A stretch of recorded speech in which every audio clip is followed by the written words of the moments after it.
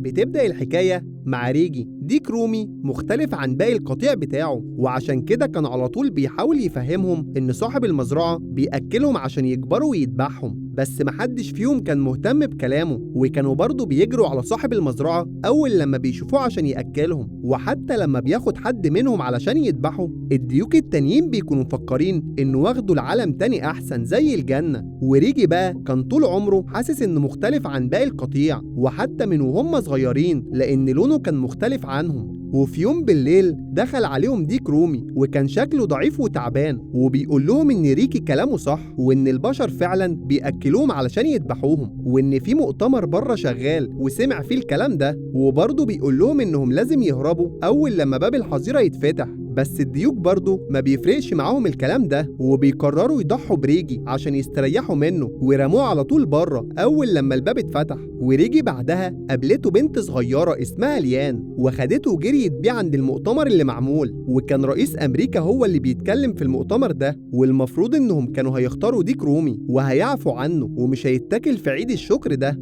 فليان وقتها بتطلب من الرئيس ان ريجي يبقى هو الديك ده، والرئيس وقتها ما بيوافقش في الاول، بس لما ليان بتعيط والصحافة بتصورها، الرئيس ساعتها بيضطر انه يوافق. وبنعرف بعدها ان ليان تبقى بنت الرئيس، وكمان بتقرر انها تاخد ريجي معاها. ومن وقتها حياة ريجي بتتغير على الاخر، وبيروح يعيش في البيت الابيض. وفي يوم وهو بيتفرج على التلفزيون بيكون شغال فيلم، وبيتأثر بقصة البطل بتاعه، لان قصة البطل ده بتكون شبه قصته. وبيقرر وقتها ريجي انه لازم يعمل زي البطل ويرجع للقطيع اللي طردوه ويثبت لهم ان هو ناجح، وان كلامه ليهم كان كله صح. ووقت ما كان ريجي قاعد بيتفرج على التلفزيون، فجأة ظهر له حد ضخم وخطفه وطلع يجري بيه. وبنعرف بعدها ان اللي خطف ريجي ده ديك رومي ضخم، وبيعرف ريجي انه من منظمة تحرير الديك الرومي، وان الديك العظيم هو اللي كلفه بالمهمة دي عشان يحرر كل الديوك الرومي، وانه كمان اختار ريجي بالاسم عشان يبقى معاه في المهمة دي. والمهمة دي كانت عبارة عن انهم يسافروا بالزمن لورا ويمنعوا من البداية ان حد اصلا ياكل الديك الرومي. وبيدخلوا بعدها المكان القاعدة السرية، وبالصدفة ريجي بيدوس على المقبض اللي بيحول المكان اللي هم فيه للقاعدة السرية.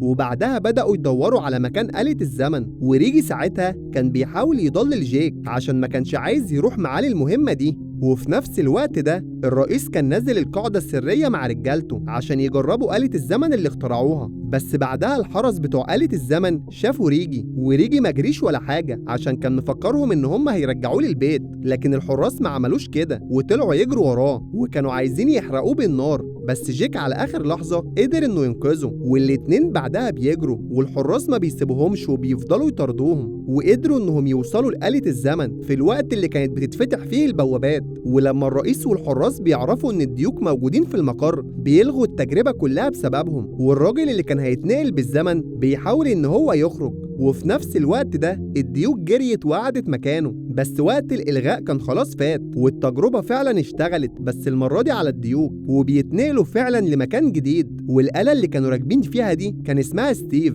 وفعلا اتنقلوا لعصر جديد وراحوا للوقت اللي ابتدى فيه أكل الديك الرومي. وبعد ما بيوصلوا آلة الزمن اللي اسمها ستيف فعلت وضع الاختفاء لحد ما يخلصوا مهمتهم ويرجعوا. بس في نفس الوقت ده بيلاقوا ضرب نار عليهم وكلاب صيد بتجري وراهم، بس لحسن حظهم بينقذهم مجموعة ديوك رومي، والقائد بتاع المجموعة دي كان اسمه فيوري. وفضلوا بعدها كلهم يهربوا من الصيادين، وريجي بيشوف معاهم واحدة اسمها جيني وكانت من ضمن القطيع، وكان في صياد رخم بيطاردهم وما كانش راضي يسيبهم، بس المجموعة المرة دي قدرت ان هي تهرب منهم ويرجعوا لبقية القطيع. وبعدها القائد فيوري بيقول لجيك وريجي انهم لازم يرجعوا لمكانهم، بس جيك بيرفض انه يرجع قبل ما ينقذ الديوك اللي مسكوهم الصيادين. وكان لسه فيوري وجيك هيتخانقوا مع بعض، جيني جات لهم وهدت الدنيا بينهم. وعلى الجانب الآخر كان في قرية قريبة منهم، والسكان بتوع القرية دي عاملين مظاهرات على الحاكم علشان الأكل كان قليل. فالحاكم بدأ يهديهم وقال لهم إنه بعت يجيب أكل جديد وهيقدموا في الحفلة كمان 3 أيام، وبيجي لهم بعدها الصياد بالديوك اللي مسكها. والناس كلها كانوا بيتريقوا على الديوك دي عشان كانت أحجامهم صغيرة، وكمان لأن الناس دي عمرها ما أكلت ديوك قبل كده. وبعدها بنرجع لريجي وجيني، وكانوا وصلوا هم وباقي القطيع للمكان اللي فيه المستعمرة الكبيرة. وريجي ساعتها بيشوف إن الديوك كلها بتشتغل وبيساعدوا بعض، فبيقول لجيني إن كل ده هيختلف في المستقبل. وجيك بعدها بيبدأ يتكلم مع القطيع وبيعرفهم إنه جاي من المستقبل وهدفه إنه ما يخليهمش الأكلة الرئيسية في عيد الشكر. ووقتها المستشار بتاع القائد بيقدر يعرف إن جيك فعلا جاي من المستقبل وما بيكدبش عليهم. وبعدها بياخدهم رئيس القطيع عشان يوريهم مكان الأطفال ويوريهم هم ازاي بيهتموا بيهم، لأن دول هم المستقبل بالنسبة لهم. وكمان بيعرفهم إن هم مسالمين وبيدافعوا عن نفسهم وبس. وعلى الجانب الآخر بنروح للصيادين، وكانوا متضايقين جدا إن الديوك هربوا منهم النهاردة، وبيقرروا وقتها إنهم الصبح يعملوا حملة كبيرة ويدوروا في الغابة كلها عشان يعرفوا المكان اللي هم عايشين فيه. وفي اليوم اللي بعده رئيس القطيع كان بيكلف كل واحد بمهمته، وكانت مهمة ريجي وجيني إنهم يدمروا الفخاخ اللي الصيادين عاملينها.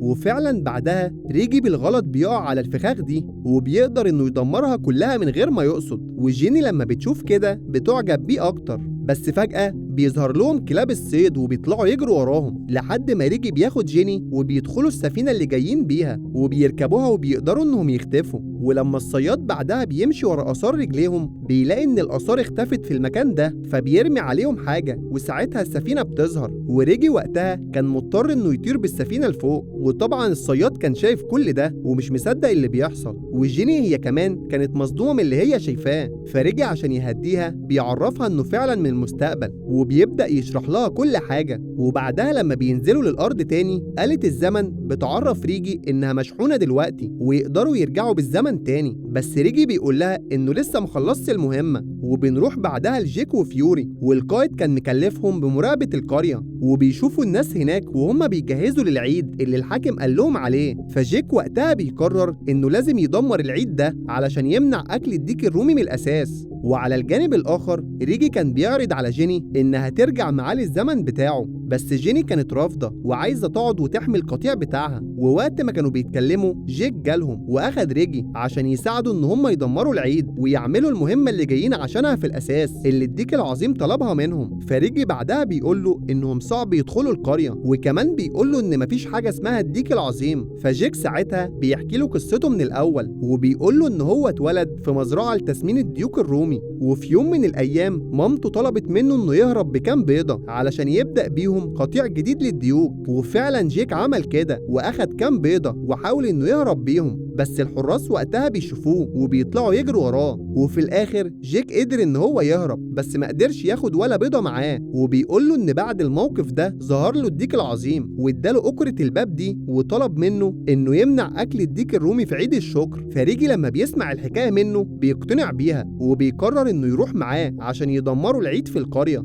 وفعلا بيقدروا يدخلوا هما الاتنين وعرفوا يوصلوا لمخزن الأسلحة وبدأوا يجهزوا المكان عشان يفجروه. وجيك وقتها قرر إنه ياخد جراب البارود بتاع الصياد عشان يثبت للقطيع لما يرجعوا إن هما دخلوا القرية وهم برضو اللي دمروها. وبعدها على طول قدروا إنهم يفجروا المكان فعلا وكل مخازن القرية بتولع. بس ساعتها وهم بيهربوا جراب البارود بيتفتح منه والبارود بيفضل يقع من الجراب طول ما هم ماشيين ورايحين للمستعمرة. وبعدها بشوية لما رجعوا للمستعمرة بيقولوا لكل ديوك الرومي إنهم دمروا مخازن المدينة، والإثبات اللي معاهم جراب البارود بتاع الصياد. وعلى الجانب الآخر بقى الصياد اكتشف إن اللي دمروا المخازن سايبين وراهم خط بارود بيوصل لمكانهم وبيولع في الخط ده وبيمشي وراه عشان يوصل لهم. وفي نفس الوقت ده ريجي وجيني كانوا قاعدين بيتكلموا، ولما بيشوفوا خط النار جاي عليهم بيعرفوا كده إن مكانهم اتكشف، فبيروحوا بسرعة لباقي القطيع. وريجي وقتها بيلوم جيك إن هو السبب في كشف مكانهم، فجيك ما بيكونش عارف يرد عليه وبيهرب من قدامه.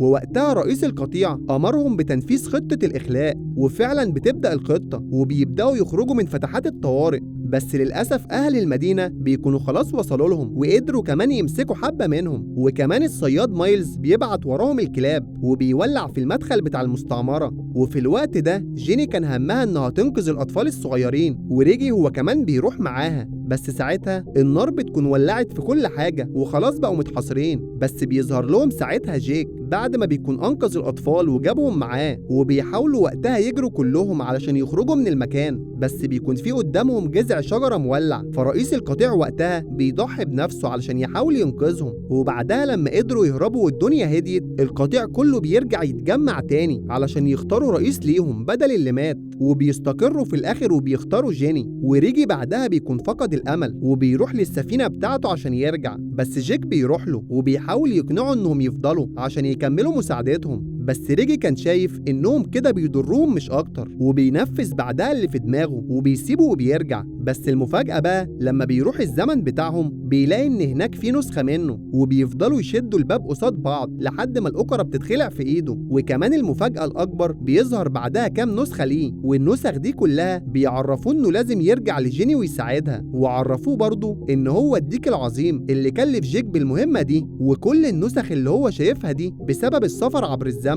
ففعلا وقتها بيقتنع بكلامهم وبيركب آلة الزمن وبيرجع تاني. بس بيلاقي في نفس الوقت ده جيني كانت بتجهز القطيع كله عشان يهجموا على القرية، وجيك لما راح عشان يساعدهم فيوري طرده وكان رايح عشان يضربه. بس وقتها الأطفال اللي هو أنقذهم وقفوا قدامه ودافعوا عنه، ففيوري وباقي القطيع قرروا إن هم يدوله فرصة تانية. وبعدها فعلا على طول بدأوا الهجوم على القرية، والصياد هو كمان كان جاهز وبيرد عليهم وبيضربهم بالمدافع. بس وقتها بقى طلقات المدافع دي كلها بتبدأ تتسحب في المكان اللي جاي منه ريجي، والصياد بيجري بسرعة وبيحاول يضرب آلة الزمن بمدفع تاني، بس هو نفسه بيتسحب في دوامة وبنخلص منه أخيرا. والمفاجأة بقى إن ريجي نزل من آلة الزمن وكان معاه المرة دي بيتزا وقدمها للناس وكانت عاجباهم جدا، وكمان بيطلع إنه جايب لهم كمية كبيرة جدا من البيتزا دي. ومن ساعتها بقى الناس استبدلت الديك الرومي في عيد الشكر للبيتزا اللي اكتشفوا إن هي جميلة جدا. وأخيرا نجح ريجي في المهمة بتاعته، وقرر كمان بعدها إنه هيفضل مع جيني علشان كان حبها وعايز يكمل حياته معاها. وخلص الفيلم لحد هنا. لو عجبك ما تنساش الاشتراك ومتابعة كل جديد.